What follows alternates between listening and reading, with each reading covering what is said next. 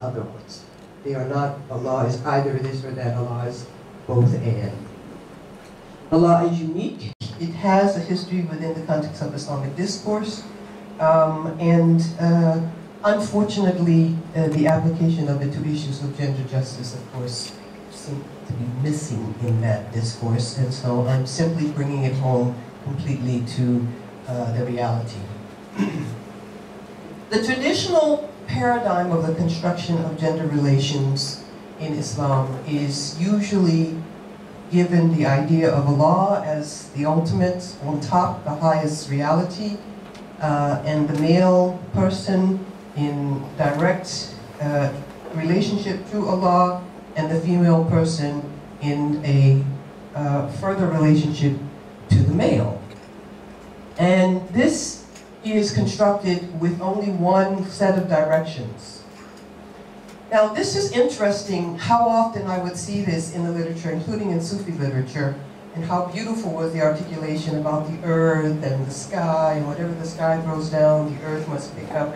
And it was always so beautiful, and I was always a little vexed that something somehow was not quite complete in this construction. And then it occurred to me that in Islam we have an unconditional idea that there is no intercession between any person and Allah, that every person has a direct relationship with Allah. But in this construct, there is no direct relationship between the female and Allah. And that's problematic. No matter how much beauty you may give in the sky, throwing down something that the earth picks up, or the pen writes and the tablet received, no matter how many of those constructions that you give, it's like the lute. Something was still amiss. So I played around with it and came up with the necessity to articulate a direct and unmitigated relationship between each person and the law. Notice the arrow goes in both directions. Allah is related to the male and the male is related to Allah, but Allah does not have a limitation of relationship to just males. Allah has a relationship to females, and females have a direct, unmitigated, not through men, relationship with Allah. And when I played around with this construction, literally I did play around with it. I had those little round magnets on my desk that had those little color rods, little tiny color rods, and I used to fiddle with them. And I was reading Satchikal Maratha's, beautiful articulation in the Dawah of Islam, where she's kind of relationship that kind of comes between male and females, and that is clearly thinking on the vertical line, somehow felt that by granting women their God-given equality, that men were going to be displaced because they were looking at it in that previous, let's see if I'm good enough to go back, there we go. They're looking at it the previous model. So if somebody has to be there, somebody has to be down there. That's a problem with the vertical model in the first place. So with this model, the horizontal reciprocity affirms metaphysically a hierarchy with Allah,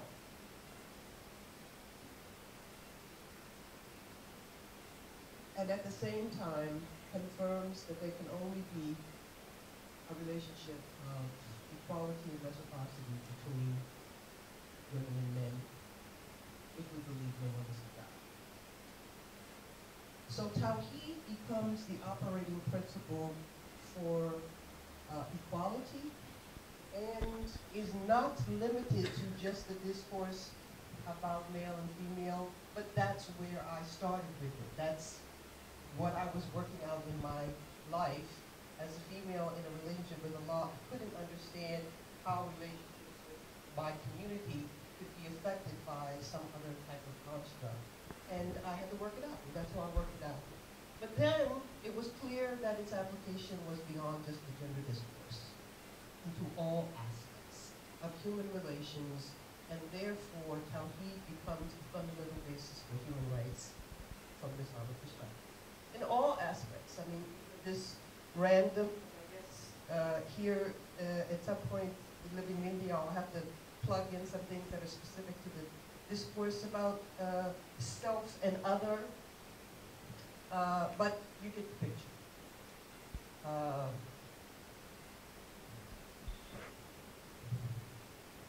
Now, in on the basis of what is called the maqasid of Sharia. According to Abdul Qayyum ibn Jawziyah, the maqasid, or the purpose of Sharia, is justice.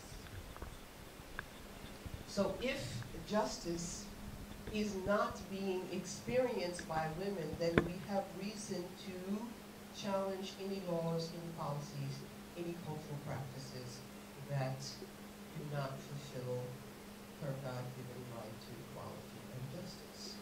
So strategically, we may be building cases on specifics by issues or by nation states, but in the end, the conclusion is that all citizens have the same rights with regard to the implementation of, and even the construction of, any law or any policy that would be applied to that person. If there is a law or policy that in any way restricts or prohibits that person's full human dignity, then the law must be reformed or eradicated. So the methodology of reform in Islamic law means that everybody, you don't have to be a scholar, you don't have to be a politician, you don't have to be rich, but everybody requires justice before the law and justice in society, justice in the family, and if they are not receiving it, then whatever it is that prevents that justice from prevailing needs to be examined. Thank you.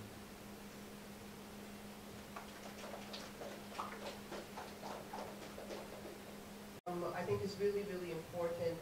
The second conclusion that you drew is actually a jump, which I think that you would probably want to be a little bit more cautious of, because you said, you know, the ways these things are constructed in Islam. And again, I don't believe that there's some static notion of a construction of anything in Islam. And therefore, the application of this model to the discourse over heteronormativity is really important. And I'm still working on this because of an active involvement with the LGBTQ community and my personal learning curve in terms of especially intersex persons that have, even from the moment of birth, no categorization that is exclusively male or exclusively female. Remembering, of course, that most of what we mean when we talk about gender is a construct that's done in society.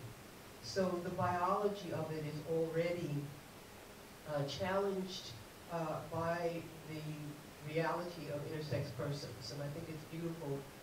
And I will tell you, although again I haven't worked as much on it as I would like, but I will tell you where I am right now with it, and that is that for whatever reasons of restraint that we have, even in the discourse over intersex persons, the discourse is only concluded by some location in either male or female. It's never going to be, it's not yet articulated as a way of third sex, even in those places that use the terminology third sex. And that's because we're just working it out, I think. You know, globally in the human community, we're still working that out. I was at a meeting once where a person said that they wanted only ever to be referred to as they. They never wanted to be referred to as he or she. And that was a way of trying to negotiate this ambiguous location that had not yet, even in our language, been given a proper designation. And I think that that really articulates that the work that needs to be done with regard to that is not exclusively with regard to working on the concepts of gender justice in Islam. It goes beyond that. And because it goes beyond that, then I think that it is worthy of the investment, and I look forward to learn from it and to be influenced by it as a way to be able to develop my own research and thinking. But I didn't construct this dual location. This is so pervasive that what needs to be done in order to get us out of that box is not mine exclusively to resolve. Instead, I was addressing a particular issue, which is male-female equality in Islam. And so working on the basis of the existing and persistent male-female inequality, I was trying to address a construct of equality and reciprocity. So in a way, I can say this is a step towards the fulfillment of full human dignity for all persons, but it is clearly not the final or only step. And so I would defer to the mandate to be able to integrate much more comprehensively all the variants of sexualities that exist. But I'm not there, so I'm not going to pretend that I'm there.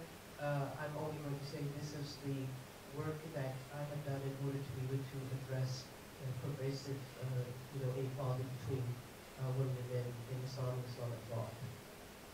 Thank you.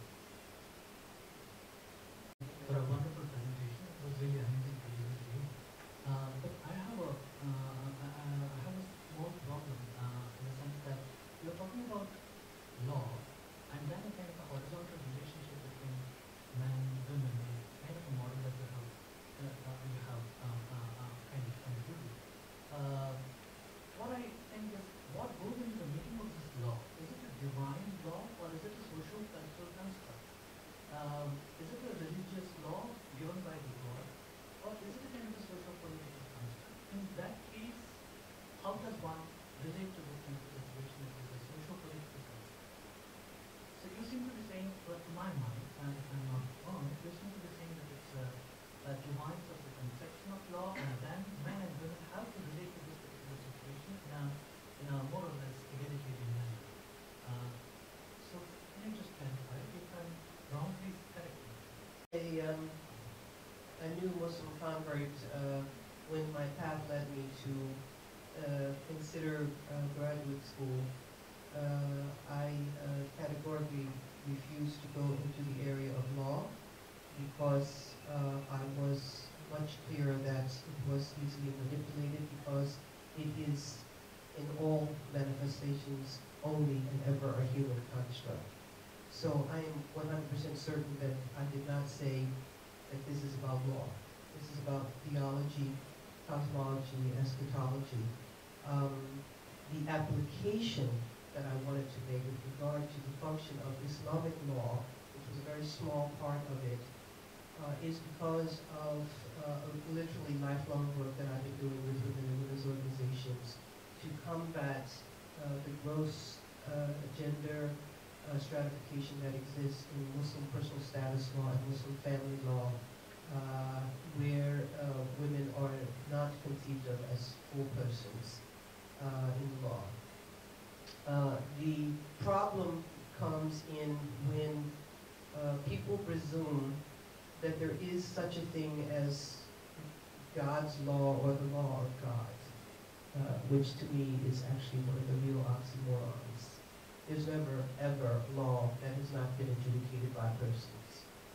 So I don't believe in God's law in that sense.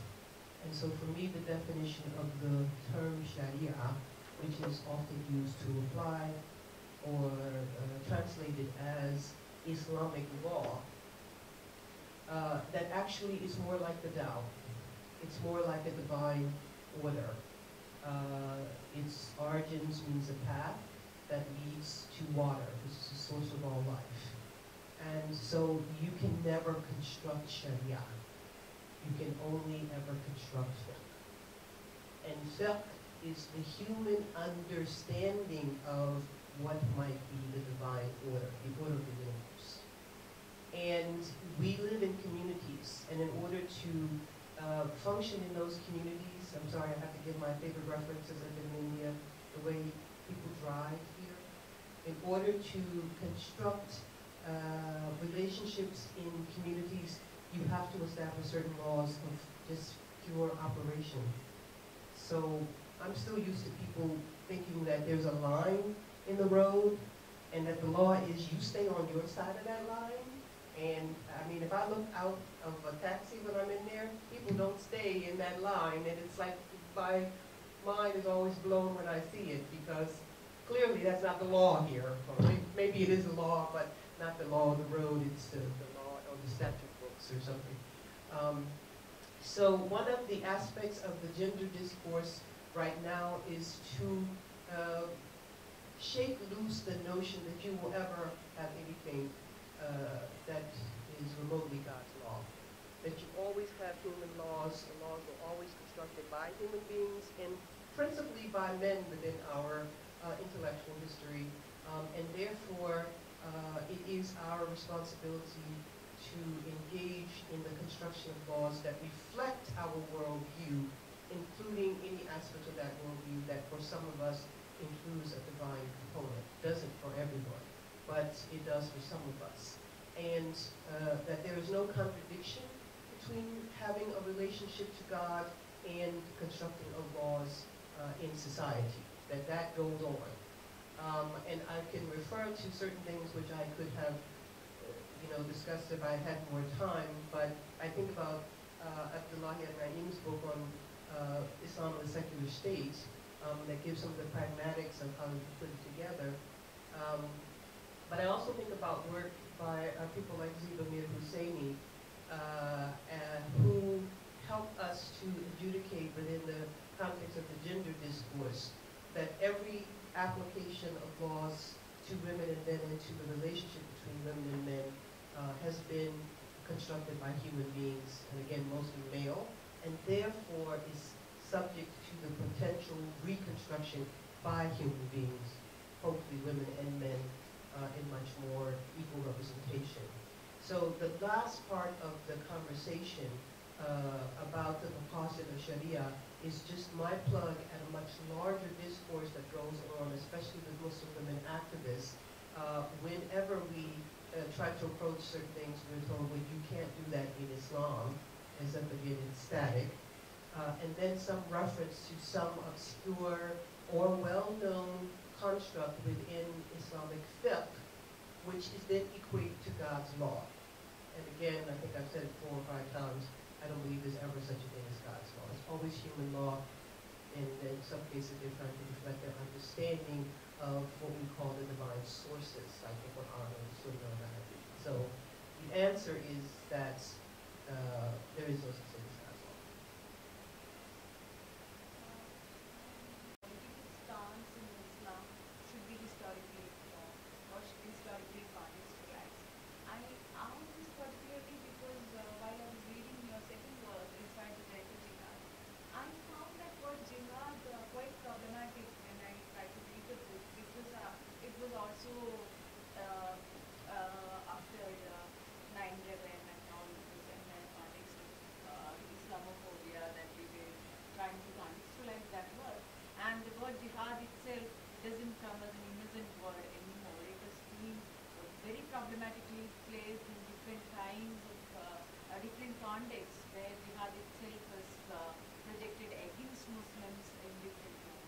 So how far, like in the entire right debates that we try to take up within Islam and even outside Islam, how much of it can be historically contextualized?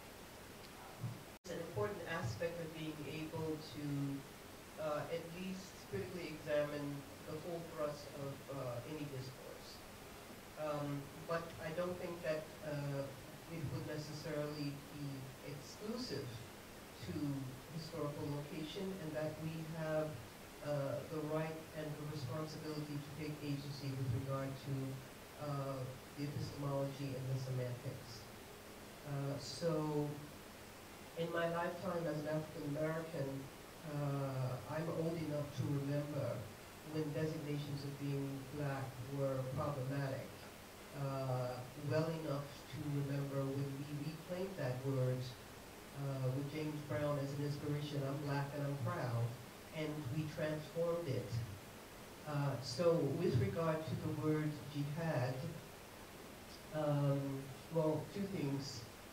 One is that it does have a historical location that includes the military component of it, but was never restricted to just that. And with regard to the definition of it as applied to my work, I am borrowing completely on discourse that was made in post-apartheid South Africa, where they were clear in struggling against apartheid that they had to establish economic justice, gender justice, and the word that they used for both of those was economic jihad and gender jihad. So actually I did not coin the specifics myself, but I refer to that application, and as such I wrestle the hegemony of the term away from those who would misuse it either within Islam or against Islam. And I'm going to stick with that until an argument presents itself clearly enough to show the disadvantage of that application.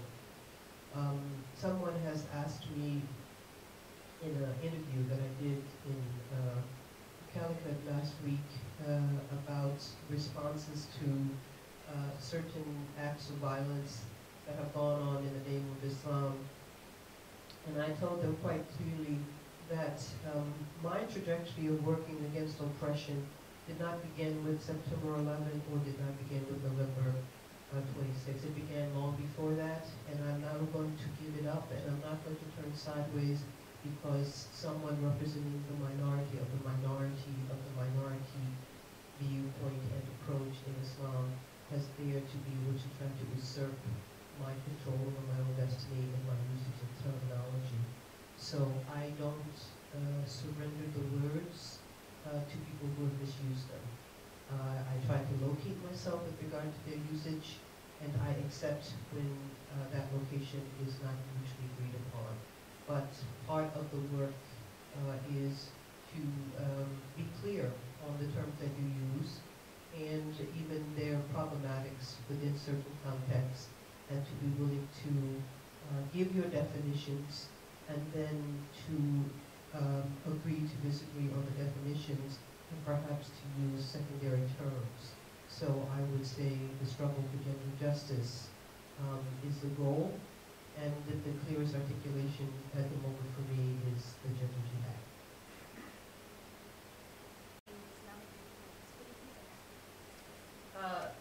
These are terms that have to do with two aspects of relationship with God. One is based on a trajectory of similarities with God, and the other is based on uniqueness of God. Again, as I said, the important thing is that these operate in a cross-section in order to create tawheed. I explain it more, or it is important to me because in working on the Tawhidic paradigm, I actually in lots of ways did not want to say that this is something that I made, that somehow I constructed the Tawhidic paradigm. I wanted to find its location within our own intellectual, spiritual history. And one of the aspects of it was the discourse, literally, in fact, that photograph comes from a book by William Chittick, who elaborates on Tanzih and Tashriq, particularly in terms of Islamic mysticism. So it is just a different trajectory of relationships with God, one of similitude and one of distinction from, and the notion ideally is that they both exist.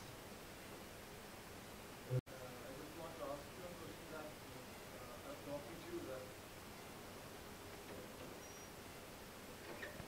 we acknowledge that in Islam, Islam has given individuality, personality, and agency, everything to women, everything that we acknowledge. At the same time, if we go back to the religion, at the core of it, any religion for that matter, we found that patriarchy is quite visible, but the male domination is there. Like Sri Buddha, Muhammad, Jesus, Moses, any prophets or rishis within for that matter, you'll find that everybody is male. Why is it so? What you are going? That the Quran mentions only about 35 prophets by name, and they are all male, but the Quran also says that there are thousands, so therefore there are prophets that we don't know about. And since we do take from the other Abrahamic religions.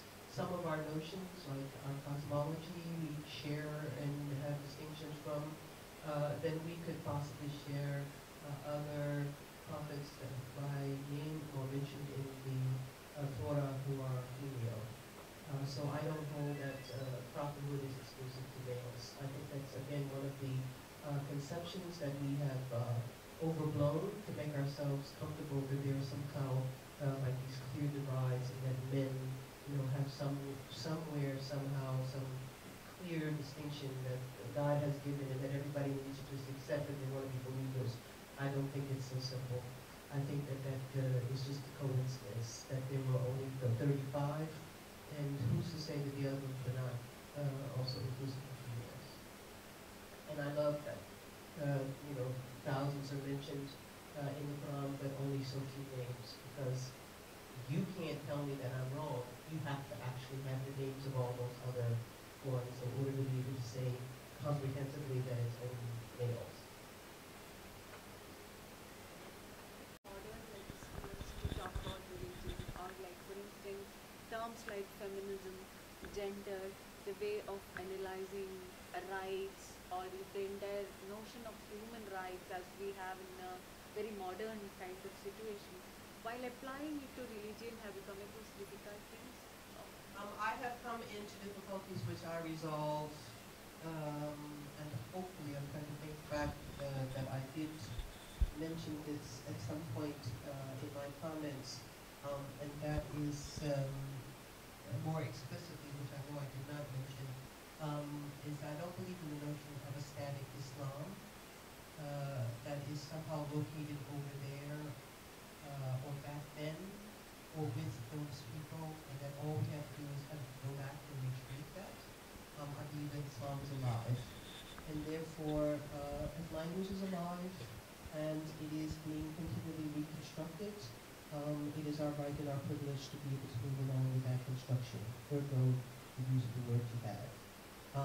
So I do not feel that certain terms that have proved their currency with regard to the debates need to be abandoned because they didn't exist originally in Arabic, like the word gender. Now when they talk about gender in Arabic, they say gender. That's the problem with Arabic. That's not a problem with the term gender. The term gender works out really, really well.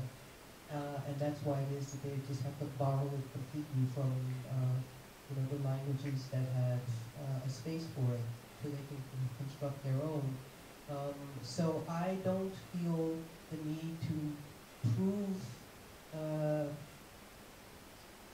a static epistemology is somehow going to serve us as better, while at the same time constructing the social political application of Tawheed as a construct of social justice.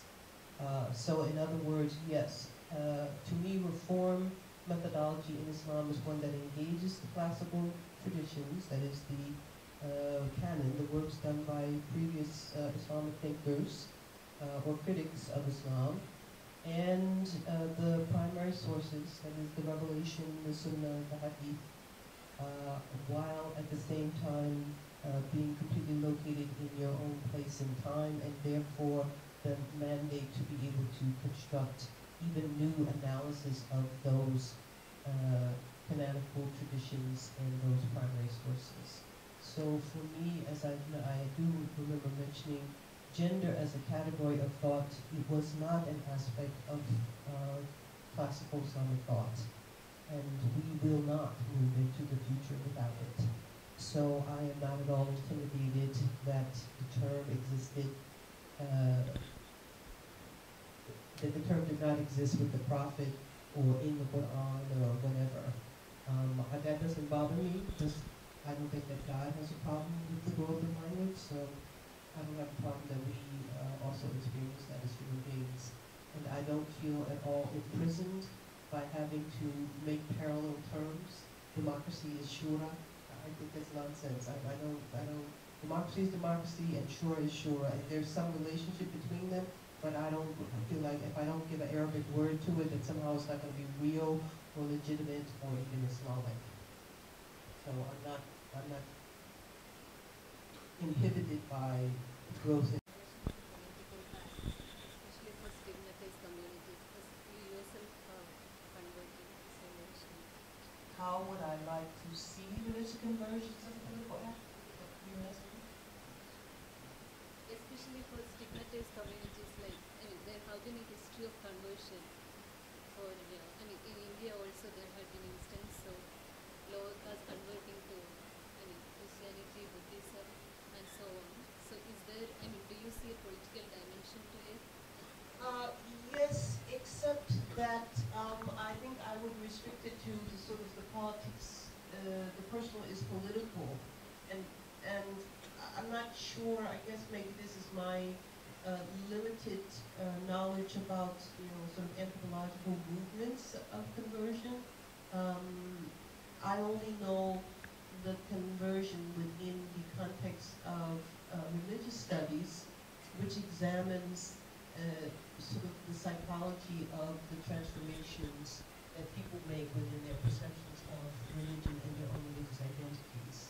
So I don't know about this. I know that, for example, the African slaves brought to the Americas have been estimated to include as many as 1/3 who were Muslim, and yet part of the enslavement agenda in the Americas was to propose that somehow these savage people had no notion of monotheism. And so therefore there was some kind of benevolence of being introduced to Christianity. So I would say that that maybe would be a part of that kind of construct, but I'm not really very well versed in the dynamics of that as sort of a political movement, and I could give anything that I think would be coherent to add to it. What we do have today in the context of those nation states that have a diversity of population, including religious diversity, is a very lame discourse about what Audre Lorde would describe as radical pluralism.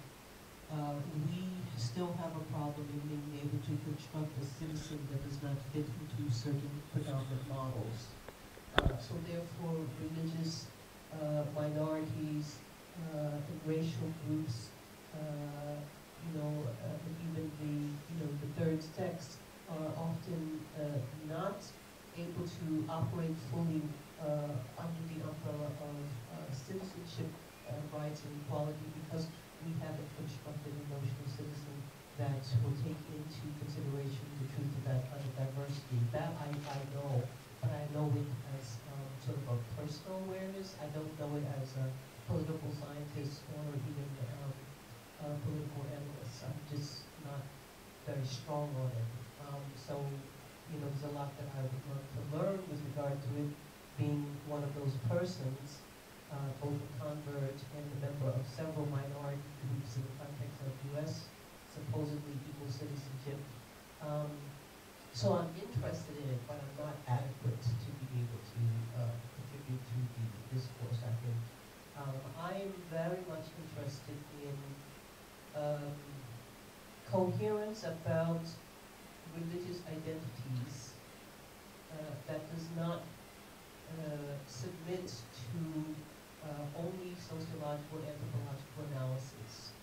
So, for example, I take issue with the title of a book, The Politics of Piety. And the reason why I take issue with it is because in the end, the only projection of piety that she is able to grasp and thus to surrender to her analysis is the manifestation of that piety in overt terms. And that contradicts an entire lifetime of work about spiritual identities and piety that do not have those forms. And that, to me, is much more pervasive of a connection to the term piety, and therefore politics cannot be connected to it. So I'm interested in it, but again, I'm not adequate to address it.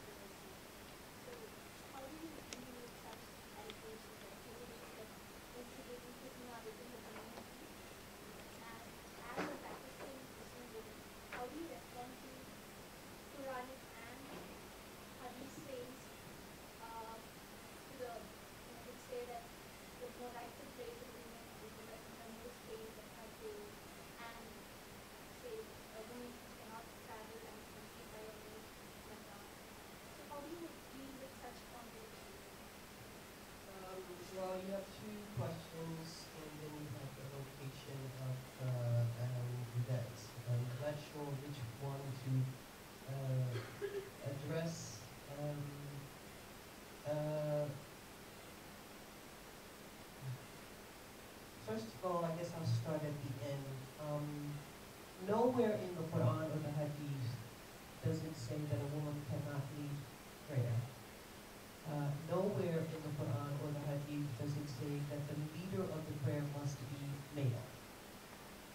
And because of the absence of any text that explicates that, everything else is a construct upon the community or the thinkers or the mufti or the jurists or whatever throughout history that has assuredly been confirmed by community normative practice, but if there is nothing that restricts it, then the community normative practice can and should be subjected to change, an examination of the possibilities.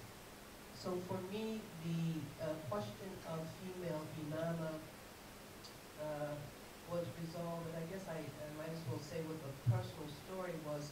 In 1994 in South Africa, I was asked to give a khutbah in the Claremont Main Road Mosque in Cape Town, and being a believer and being confronted with this distinction between what I myself had practiced and what I was being asked to do, I've had a lot of questions, both strategically or technically, and personally and spiritually.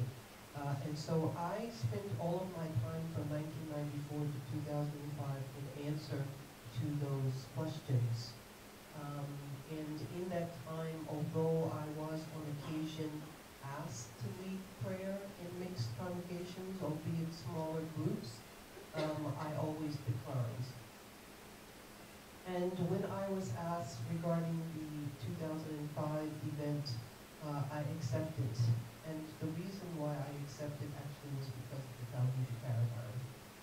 Because when I saw the location of the possibility of the reciprocity of roles, in that there is nothing in the Quran that says must be male, cannot be female, nothing in the Hadith that says must be male, cannot be female, then I realized that the rest of it was simply a consequence of juridical construction, albeit the majority opinion went along with it, and there was no need to adhere to it. I was not violating something that was fundamental to Islam. I was violating something that was fundamental to Muslim practice across the centuries, and I was okay with that. So if somebody would say that means that I'm stirring up, what was your word, Fitna? Yeah. If that's how they describe it, I also have no problems with that. And the reason why I have no problems with that is because I believe in Allah as the judge and not in everybody's opinion of me as in fact the valid estimation of my worth. And because I spent enough time, literally 11 years, working out both the theology, which I can articulate, and the spirituality, which is personal, not political, in terms of my own location in it, I am okay with that. The problem is, how do we take such a radical act, especially in the wake of the controversial and sensational way in which it was presented through the media? How do we take the act and actually make it a part of the transformative of our community? And that will be the work that I have been and will continue to be involved in for the rest of my life. And that is that if the prayer is important, then the structure of the prayer is both simultaneously confirmed in its formula and challenged by its participants. So that is what I am committed to. A lot of reformists are really very non-spiritual people, or they don't really practice rituals at all.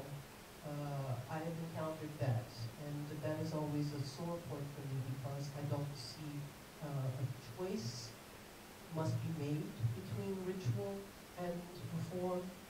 And the same thing with regard to intellectualism and spirituality or tasawwuf, I'm always at this interesting cross-section between people who basically say, intellectual people can't be Sufis, and Sufis can be intellectual, but they're smart, So I find that is something that I have a lot of personal work to do with it, but that work does not include at all surrendering one iota of concern about false and fitna. I actually is not interested.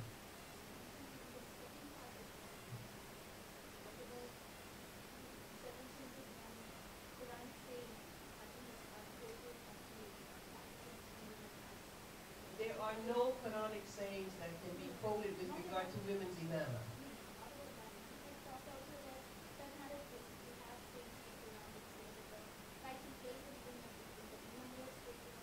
That is not from the Quran. That's what I'm saying. There are no statements in the Quran that locates a woman's performance of her ritual in any physical spot. None. None. Now, there are references that are made to location of women's in the lines that have been ascribed to hadith, and I have not done any research on those hadith. The only hadith that came up as being significant in discourses, which was analyzed actually particularly by Muhammadiyas in Indonesia. And the Muhammadiyas is an organization, one of two very large organizations in Indonesia, the Nahdlatul Ulama and the Muhammadiyah, which are not political parties that have been in existence since the early part of the 20th century. And they have two different methodologies about Islamic reform, which are really fascinating. But Muhammadiyah in particular, because they are sort of new ijtihadic and new fiqh, they actually, after the prayer in 2005, did an intensive research, and they analyzed the two hadith that were most commonly being called forth with regard to women's imama. One of them was the hadith that has been analyzed by Fatima Mernissi regarding, no community will prosper if they're led by a woman, which was not about salat, but in any case it was brought forth in this instance to say that it's proof that you're not supposed to lead salat. They analyzed that one, and of course Fatima Mernissi is known for her booklet dedicated to the weakness of that singlet. It's only one person ever heard it, and he didn't even report it for a period of 29, 32 years, something. And the other one is the one about Waraka, that the Prophet assigned Waraka as the Imam of her dar. And the definition of dar by some people is restricted to her physical bloodline, household, and for others it is her community. And that community was also assigned by the Prophet a muazzin, a caller of prayer. I don't know how you're going to assign a caller of prayer if it's just going to be inside your house. So I think that they're trying to limit it to her house is an attempt to limit it. And when the Muhammadiyah did the analysis of these two hadith, they confirmed that the greatest sihha, that is the greatest strength of the hadith itself, that is an internal methodology and evaluation, was on the one that was about in Waraka.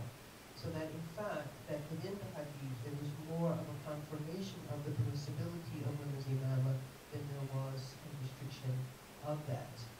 And as such, subsequently, actually, they come up with a fatwa about the permissibility of women leading salat, albeit they restricted to, say, the khutbah for Eid or during Tarawih. So it's a conditional kind of acceptance, but as a large organization, it's an interesting kind of confirmation. And the procedure that they went through in order to come to it is out, it's available. It's not something that was obscure. So I think it's very interesting. I have not, as I said, heard any work that's done on, women in the closet kind of thing. This is the, first that it's been used as to say that a woman should not be imam. I haven't heard that argument, so I don't know about that. One more question, one comment?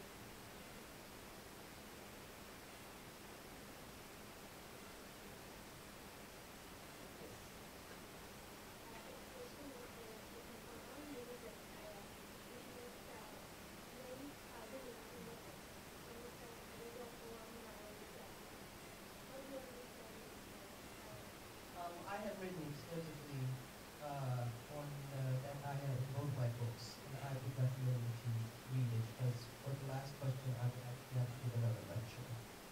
But let me just say that in continuation of the discussions which you will find in my two books, we have been working on a project as part of Musawa. You can look online, www.musawa.org. We've been working on a project about Kiwama and Hidayah. It's called the Kiwi Project, to transform that verse, from its position of priority in the construction of Muslim personal status law, and to make a construction from